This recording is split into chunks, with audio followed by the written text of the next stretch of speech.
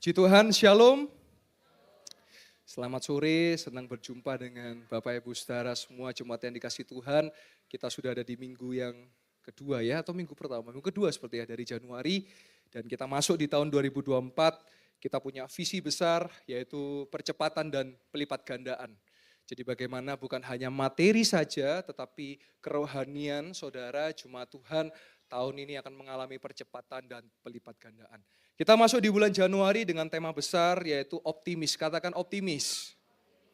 Kita percaya di bulan ini kita akan mengalami hal-hal yang optimis. Kita semakin maju di dalam Tuhan. Dan secara spesifik di minggu yang pertama yaitu optimis dalam iman.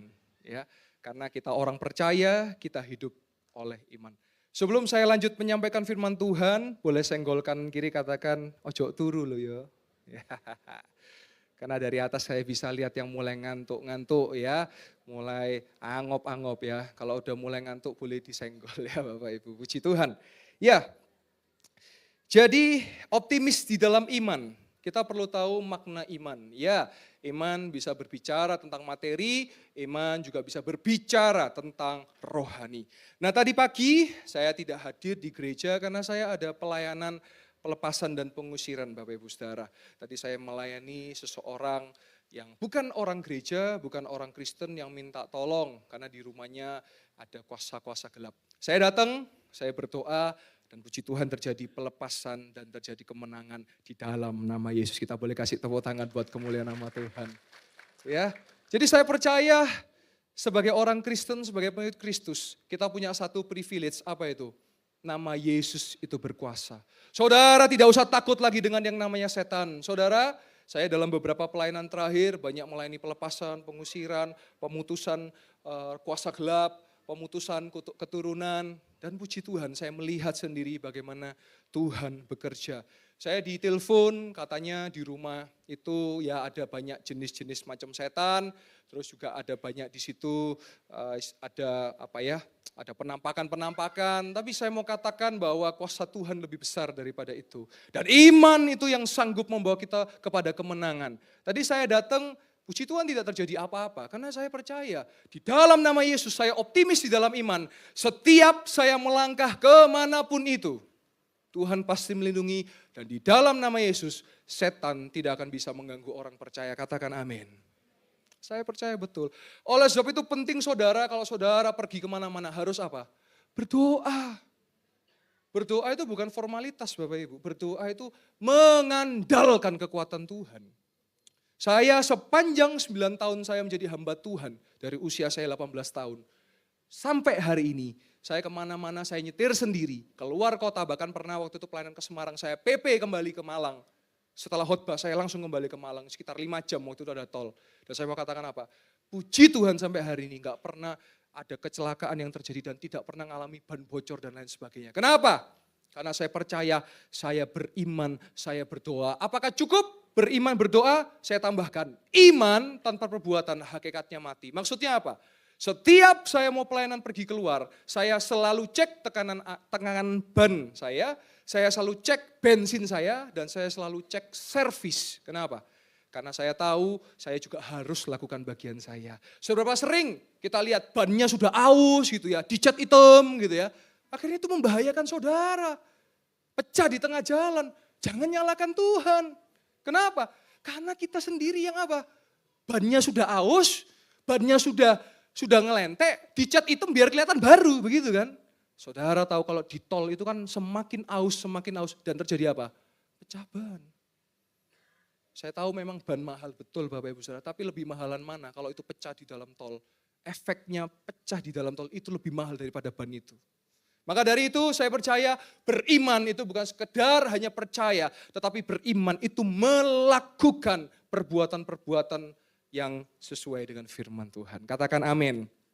Mari sama-sama kita lihat di Roma 10 ayat yang ke-17. Hari ini saya akan menyampaikan khotbah pengajaran karena kita tahun 2025 Bapak Gembala berdoa gereja yang baru jadi dan di situ kapasitasnya lebih besar sehingga apa? Kita mau ada pengajaran-pengajaran yang kuat, saudara menjadi jemaat yang kokoh, saudara menjadi jemaat yang kuat, ada badai sekalipun, ada topan sekalipun, saudara sekali Yesus selamanya tetap Yesus. Katakan amin. Mari sama-sama kita lihat. Iman timbul dari pendengaran. Pendengaran akan firman Tuhan. Banyak orang ke gereja mendengarkan firman, tapi kenapa? Kok hidupnya begitu-begitu aja? Satu, saya jawab. Karena hanya dengarkan tapi nggak melakukan firman.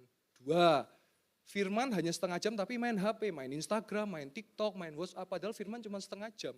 Kenapa saudara itu penting? Saudara mendengar, maka iman saudara akan timbul. Apakah cukup? Hanya timbul. Mari kita lanjutkan ke Yakobus 2 ayat 14 sampai 17. Jadi iman timbul dari pendengaran dan dikatakan di Yakobus 2 ayat 14, apakah gunanya saudara-saudaraku jika seorang mengatakan bahwa ia mempunyai iman padahal ia tidak mempunyai perbuatan? Dapatkah iman itu menyelamatkan dia? Ayat yang ke-15 dikatakan, jika seorang saudara atau saudari tidak mempunyai pakaian dan kekurangan makanan sehari-hari, ayat 16, dan seorang dari antara kamu berkata, selamat jalan, kenakanlah kain panas dan makanlah sampai kenyang, tetapi ia tidak memberikan kepadanya apa yang perlu bagi tubuhnya, apakah gunanya itu? Nah ini bicara perbuatan yang ayat ke-17, ini ayat yang sangat terkenal. Demikian juga halnya dengan iman. Jika iman itu tidak disertai perbuatan, maka iman itu pada hakikatnya adalah mati. Saudara tahu mujizat yang pertama yang dilakukan oleh Yesus di perkawinan di Kana, perjamuan perkawinan di Kana. Ketika Maria, ibunya Yesus, berkata kepada pelayan-pelayan perjamuan karena anggurnya habis, lalu apa yang dikatakan kepada Maria? Apa yang dikatakan Maria kepada pelayan-pelayan? Apa yang Yesus katakan? Lakukan. Saudara, Alkitab ini adalah firman Allah dan ini adalah Allah itu sendiri. Saudara, bagaimana iman timbul dari pendengaran dan iman juga adalah perbuatan. Jadi saudara, iman bukan hanya sekedar saudara berkata-kata, tapi iman juga saudara melakukan perbuatan yang ajaib dan besar. Dan saya percaya ketika saudara dipenuhi dan dipimpin oleh Roh Kudus, saudara akan melangkah dari hal-hal yang ajaib. Memang kita tahu di tahun 2024 banyak hal yang terjadi. Nanti saya akan sampaikan ada tanda-tanda akhir zaman. Nah dari tanda-tanda akhir zaman, maka saudara mesti semakin setia dan semakin tertanam dan semakin hidup berakar di dalam Tuhan. Karena kalau tanpa Tuhan kita nggak bisa. Ada satu kata yang terkenal Bapak Ibu Saudara, kata itu berkata Maranatha. Saudara pernah dengar kata Maranatha? Itu ada di 1 Korintus 16 ayat 22. Mari sama-sama kita baca. Siapa yang tidak mengasihi Tuhan? Mengasihi Tuhan itu bicara perbuatan. Mengasihi itu apa sih? Saudara suka berdoa. Saudara senang baca firman. Saudara senang melakukan firman. Nah itu artinya mengasihi Tuhan. Terkutuklah ia. Dan dikatakan di situ Maranatha. Maranatha itu diambil dari bahasa Aramik atau bahasa Aram. Yaitu artinya kedatangan Tuhan. The Lord is coming. Dikatakan apa? Come, O Lord. Kita percaya bersama-sama, kita beriman bahwa Yesus akan datang yang kedua kali. Amin. Dan kita akan dijemput olehnya. Karena kita adalah mempelai Kristus, kita adalah jemaat Tuhan, kita adalah umatnya. Maka ya dan amin dan itu pasti. Dan sekarang ada tanda-tanda akhir zaman yang kita perlu pewaspadai bersama Bapak Ibu Saudara. Supaya saudara tidak terlena, supaya saudara terus mengasah iman saudara, supaya terus Anda hidup di dalam kebenaran. Mari sama-sama kita lihat di Matius 24 ayat yang ke-9 sampai 14. Akhir zaman salah satu tandanya adalah terjadi pemurtatan besar-besaran. Ada murtad terjadi. Banyak orang meninggalkan Yesus hanya karena masalah materi, hanya karena masalah yang bersifat yang dilihat. Iman itu berbicara tentang percaya akan sesuatu yang tidak dilihat. Nah, karena bicara materi pasti terlihat. Dikatakan di Matius 24 ayat 9. Pada waktu itu kamu akan diserahkan supaya disiksa. Dan kamu akan dibunuh dan akan dibenci semua bangsa oleh karena namaku. Ayat yang 10. Dan banyak orang akan murtad dan mereka akan saling menyerahkan dan saling membenci. Ayat yang ke-11. Banyak nabi palsu akan muncul dan menyesatkan banyak orang. Nah sekarang sudah banyak Bapak Ibu ya nabi-nabi palsu. Pengajar-pengajar palsu. Apa medianya? Instagram, YouTube, TikTok. Kalau saudara tidak berakar pada pengajar yang benar, saudara bisa terhasut dengan nabi-nabi palsu dan pengajar-pengajar palsu. Dan sampai akhirnya saudara jadi apa? Murtad. Nah itu jangan sampai terjadi. Ayat 12. Dan karena makin bertambahnya kedurhakaan, maka kasih kebanyakan orang akan menjadi dingin. Saudara sadar atau tidak sadar hari ini orang semakin egois. Saudara, saya punya pengalaman waktu saya mengantarkan seorang tamu pembicara pada beberapa waktu yang lalu di tempat ini. Saya antar untuk makan soto Bapak Ibu. Dan di depan mobil saya ternyata ada mobil yang mogok padahal itu perempatan. Zaman sekarang kalau ada kecelakaan atau ada sesuatu, apa yang akan kita lakukan? Saya mau tanya, apa yang akan kita lakukan? Difoto, di syuting, wes, viral, betul kan? Padahal apa yang harus kita lakukan? Tolong orang itu dong. Saudara, apa yang saya lakukan? Saya masukkan mobil saya ke mode parkir, saya turun dan saya dorong mobilnya karena mogok. Dan puji Tuhan mobilnya adalah mobil kopling. Jadi kalau didorong masih bisa di starter. Betul ya? Kalau matic kan susah itu harus dicas akinya. Dan saudara apa tahu terjadi? Dia mengucapkan terima kasih dan jadi saksi bagi sekitar. Di situ saya nggak cari muka Bapak Ibu Saudara. Kenapa? Karena keburu, udah lapar. Jadi pengen cepat. Enggak ya. Tetapi saya menunjukkan kasih. Nah kasih juga disertai perbuatan. Bukan cuma ngomong, aku mengasihi Tuhan, tapi saudara tidak lakukan itu. Saya dorong itu, gak ada yang peduli loh yang lain. Yang lain cuma tet, supaya cepat kan. Nah karena saya tahu di belakang keburu, saya turun, saya dorong Bapak Ibu. Dia setir kiri dan sekeluarga mengucapkan terima kasih. Dan ya saya katakan sama-sama, ya dan puji Tuhan mobilnya bisa nyala dan bisa lanjut jalan dan saya juga jalan. Nah jadi hari-hari ini justru orang percaya, orang Kristen, kita harus tunjukkan kasih itu dalam perbuatan, bukan hanya ucapan. Ya, nah dikatakan di ayat yang ke-13. Tetapi orang yang bertahan sampai pada kesudahannya akan selamat. Artinya apa? Saudara memelihara iman, saudara senang membaca firman, saudara senang melakukan firman, sehingga Yesus itu terus tinggal di dalam hidup saudara. Saudara tidak akan mudah tinggalkan Yesus hanya karena pasangan, hanya karena jabatan, hanya karena materi. Tapi saudara tahu, upah mengikut Yesus itu adalah keselamatan dan surga yang kekal. Ayat 14 katakan apa? Dan Injil kerajaan ini akan diberitakan di seluruh dunia. Menjadi kesaksian bagi semua bangsa. Sesudah itu barulah tiba kesudahannya. Saudara tahu di akhir zaman akan ada muncul sosok apa? Anti-Kristus. Ya, anti-Kris. Waktunya udah gak lama lagi Bapak Ibu Saudara. Kalau saudara ngikutin zaman teknologi dan sebagainya. Nanti akan muncul pada hari ini. Dan saya mau katakan tetaplah setia di dalam Yesus. Katakan amin. Sekali Yesus, selamanya Yesus. Saudara mau diberkati, tidak diberkati, tetap Yesus. Saudara saya mau katakan, mujizat, berkat bagi orang percaya itu hal biasa, bukan hal luar biasa. Saudara orang percaya mujizat itu ngikutin.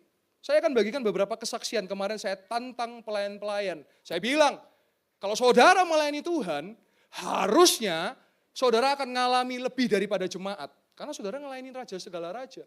Dan setelah pertemuan, saya disamperi oleh beberapa, saya didatangi oleh beberapa pelayan dan saya mendengar kesaksian-kesaksian yang luar biasa. Saya akan saksikan beberapa bagi saudara. Ada seseorang pelayan, dia hobi fitness Bapak Ibu Saudara. Dia suka nge-gym. Ya karena ada perhitungan-perhitungan kan kalau nge-gym biasanya butuh protein, betul ya, supaya tubuhnya lebih itu. Nah karena memang mau beli mahal, kan protein gak murah Bapak Ibu. Tiba-tiba Bapak Gembala juga terus mencanangkan, alami. Saudara tahu apa yang terjadi? Ada orang tiba-tiba ngasih 2 sak protein Bapak Ibu Saudara. Dan gratis. Dan sudah ya jadi berkat buat orang itu. Kita boleh kasih tepuk tangan buat kemuliaan nama Tuhan. Memang ajaib Tuhan. Yang kedua, orang yang sama juga. Karena dia kepingin tampil keren ya. Wow. Supaya rambutnya kelihatan wow gitu ya. Maka butuh apa? Butuh minyak. Minyak rambut ya, bukan minyak yang goreng lah ya. Kalau minyak goreng dianu api bisa kobong ya. Dia butuh minyak supaya tampil keren, tampil kece. Saudara tahu apa yang terjadi? Tiba-tiba ada orang berkati dia minyak rambut, dikasih krim rambut yang harganya nggak murah Bapak Ibu Saudara. Dan saya percaya itu sudah dipakai hari ini. Ya, kita boleh kasih tepuk tangan buat kemuliaan nama Tuhan.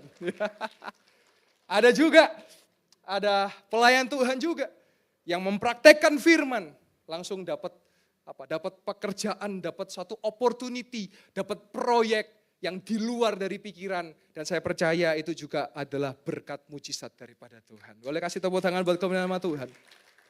Ada lagi, ada seorang yang tahun 2019, ini seorang pelayan, memang beberapa saya samarkan identitasnya ya. Karena memang ceritanya real, tapi identitasnya saya samarkan. Tahun 2019 nyuci baju Bapak Ibu Saudara, kepleset ya. Kepleset kena tulang di tulang belakangnya, jatuh sampai mau teriak itu susah. Terus teriak, darah Yesus. Nah akhirnya minta tolong anaknya, tolong dibantu, diangkat. Setelah diangkat, dari kejadian itu sampai kemarin, awal tahun, rasa sakit di sini. Duduk agak sulit, jalan sakit. Terus waktu saya khotbah, ada jemaat yang patah tulang Bapak Ibu Saudara. Waktu itu saya berdoa dan saya percaya kuasa Tuhan. Setelah didoakan patah tulang, besoknya langsung bisa angkat tangan, bisa goyang-goyang. Orang ini langsung beriman dan bertindak. Dia katakan apa? Kalau orang itu sembuh, saya juga bisa sembuh. Tahu saudara apa yang terjadi? Waktu kita nyembah Tuhan di dalam roh dan kebenaran. Tiba-tiba punggungnya, belakangnya ada kayak kretek gitu ya. Wah, karena kan sekarang zamannya apa yang di kretek gitu ya, yang apa tahu kretekan lah pokoknya ya. Tiba-tiba kretek. Dan tahu saudara apa yang terjadi? Dia coba joget-joget gitu ya. Tapi enggak joget-joget TikTok ya, tapi joget-joget enak badannya. Dan dia ketemu dengan saya, dia berkata, Tuhan Yesus baik, Tuhan sudah sembuhkan saya. Dan sampai hari ini dia bisa menari, memuji buat nama Tuhan. Kasih tepuk tangan buat kemuliaan nama Tuhan. Dan gak sampai di situ aja, kemarin saya juga dikasih kesaksian. Jadi ini tadi seorang ibu, punya suami. Dan puji Tuhan, suaminya pun di pekerjaannya menerima promosi dan naik naik jabatan, dan saya percaya juga itu semua berkat daripada Tuhan. Kita boleh kasih tepuk tangan buat kemuliaan nama Tuhan. Jadi mujizat dan berkat bagi orang percaya itu biasa Bapak Ibu. Yang luar biasa adalah ketika saudara bertahan di dalam iman saudara di dalam pada Yesus Kristus. Ya, saya percaya itu. Nah, lanjut kita di 2 Petrus 3. Apa tanda-tanda akhir zaman? Secara cepat saya akan kasih tahu. Saudara-saudara yang kekasih, ini sudah surat yang kedua, surat Petrus yang kedua, yang kutulis kepadamu. Di dalam kedua surat itu aku berusaha menghidupkan pengertian yang murni oleh peringatan-peringatan. Ayat yang kedua. Supaya kamu mengingat akan perkataan yang dahulu telah diucapkan oleh nabi-nabi kudus, dan mengingat akan perintah Tuhan dan juru selamat yang telah disampaikan oleh rasul-rasulmu kepadamu. Ayat 3. Yang terutama harus kamu ketahui ialah bahwa pada hari-hari zaman akhir akan tampil pengejek-pengejek dengan ejekan-ejekannya. Ini berarti bahasa sekarang apa? Julid ya. Yaitu orang-orang yang hidup menuruti hawa nafsunya. Seneng iri, dengki, julid ya, ayat yang keempat. Kata mereka, di manakah janji tentang kedatangannya itu? Sebab sejak bapak-bapak leluhur kita meninggal, segala sesuatu tetap seperti semula pada waktu dunia diciptakan. Ayat yang kelima. Mereka sengaja tidak mau tahu bahwa oleh firman Allah langit telah ada sejak dahulu, dan juga bumi yang berasal dari air dan oleh air. Ayat yang keenam. Dan bahwa oleh air itu bumi yang dahulu telah binasa dimusnahkan oleh air bah. Ayat 7. Tetapi oleh firman itu juga langit dan bumi yang sekarang terpelihara dari api dan disimpan untuk hari penghakiman dan kebinasaan orang-orang fasik. Ayat yang ke-8. Akan tetapi saudara-saudaraku yang kekasih, yang satu ini tidak boleh kamu lupakan, yaitu bahwa di hadapan Tuhan, satu hari sama seperti 1000 tahun, dan 1000 tahun sama seperti satu hari. Ayat yang ke-9. Tuhan tidak akan lalai menepati janjinya, sekalipun ada orang yang menganggapnya sebagai kelalaian, tetapi ia sabar terhadap kamu, karena ia menghendaki supaya jangan ada yang binasa, melainkan supaya semua orang berbalik dan bertobat. Ayat yang 10. Tetapi hari Tuhan akan tiba seperti pencuri.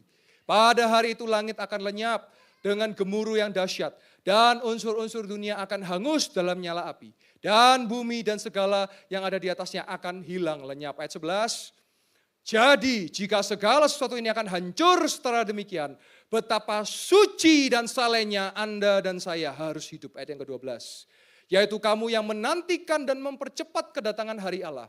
Pada hari itu langit akan binasa dalam api, dan unsur-unsur dunia akan hancur karena nyalanya. Ayat 13, tetapi sesuai dengan janjinya, kita menantikan langit yang baru dan bumi yang baru, di mana terdapat kebenaran. Ayat 14, sebab itu saudara-saudaraku yang kekasih, sambil menantikan semuanya ini, kamu harus berusaha supaya kamu kedapatan tidak bercacat tidak bernoda di hadapannya dalam perdamaian dengan Dia. Ayat 15.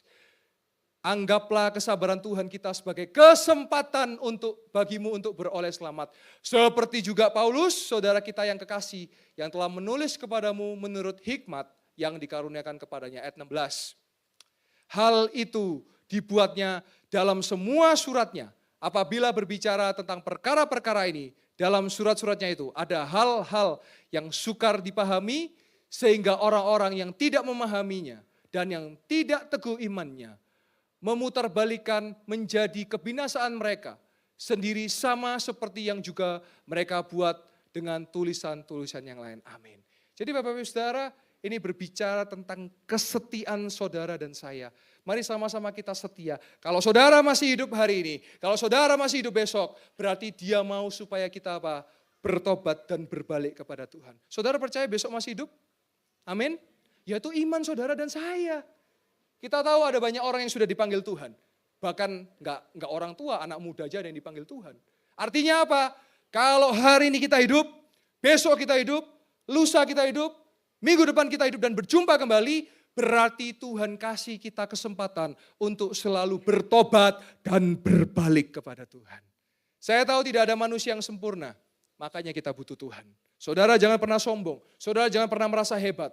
Saudara boleh punya kekuatan, saudara boleh punya banyak uang, saudara boleh punya kekuasaan. Tapi saya mau katakan, itu semua tidak ada artinya kalau saudara tidak hidup di dalam Tuhan. Sebab itu saudara, apa upah kesetiaan kita kepada Tuhan? Pasti ada. Kalau orang tidak percaya Yesus, tidak setia kepada Yesus, ada ganjarannya.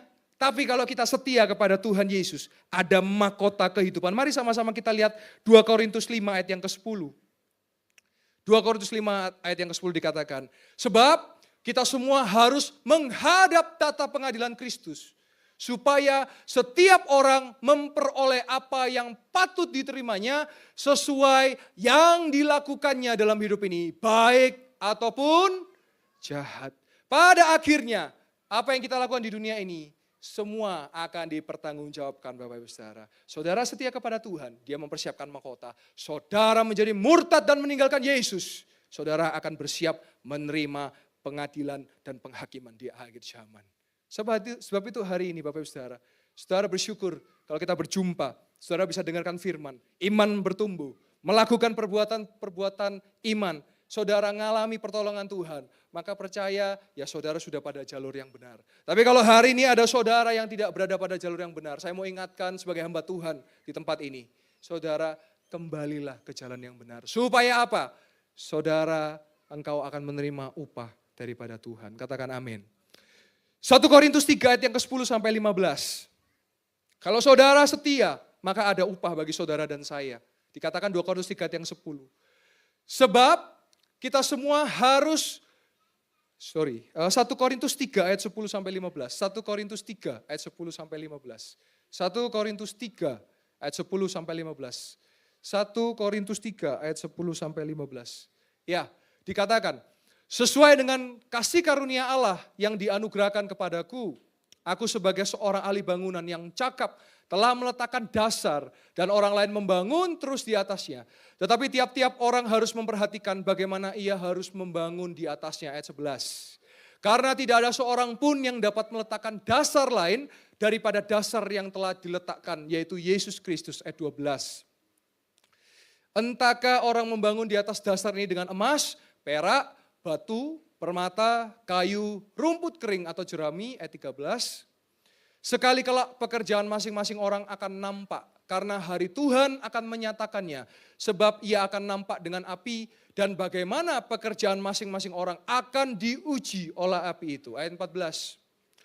Jika pekerjaan yang dibangun seseorang tahan uji, ia akan mendapat upah. Ayat 15. Jika pekerjaannya terbakar, ia akan menderita kerugian, tetapi ia tetap akan diselamatkan. Tetapi seperti dari dalam api. Nah maksudnya apa Bapak Ibu Saudara? Saya jelaskan sedikit. Ketika saudara membangun dasar yang baik dengan Tuhan, saudara ikut dalam pelayanan. Pelayanan gak selalu bicara di gereja, saudara dalam sekuler saudara, profesional saudara. Ketika saudara membangun itu di atas Yesus, ada upah yang Tuhan sediakan. Tapi kalau saudara jadi orang Kristen, ya pokoknya saya percaya Yesus saja, saya gak apa-apa ini nih. Ketika ada ujian, ya sudah.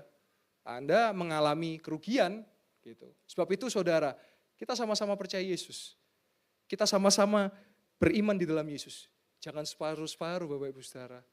Biarlah emas, batu, permata itu jadi dasar kita. Sehingga apa? Ketika diuji, kita menerima upah daripada Tuhan. Upah itu gak bicara materi Bapak Ibu Saudara. Upah itu berbicara sesuatu yang dunia ini gak bisa berikan. Tapi Tuhan berikan kepada kita. Mari sama-sama kita lihat ayat kesukaan kita semua. Ayat terakhir. Yakobus 1 ayat 12. Dan mudah-mudahan ini menjadi pengingat buat kita semua. Dikatakan apa? Berbahagialah orang yang bertahan dalam pencobaan. Sebab apabila ia sudah tahan uji, ia akan menerima, haleluya, katakan mahkota kehidupan. Yang dijanjikan Allah kepada barang siapa yang mengasihi dia. Saya percaya Bapak Ibu Saudara, kalau engkau setia, engkau beriman, dia sediakan mahkota kehidupan. Dan dia janjikan, Tuhan kalau janji pasti digenapi, katakan amin. Sama-sama katakan mahkota kehidupan. Sekali lagi mahkota kehidupan. Saudara, ini sudah akhir dari akhir zaman. Jangan jadi lagi orang-orang Kristen yang acuh tak acuh, tetapi jadi orang Kristen yang apa? Optimis di dalam iman. Melakukan perbuatan-perbuatan iman. Dan saya percaya janji Tuhan, mahkota kehidupan akan saudara dan saya terima nanti ketika kita menghadap Kristus. Amin. Kita boleh kasih tepuk tangan buat kemuliaan nama Tuhan.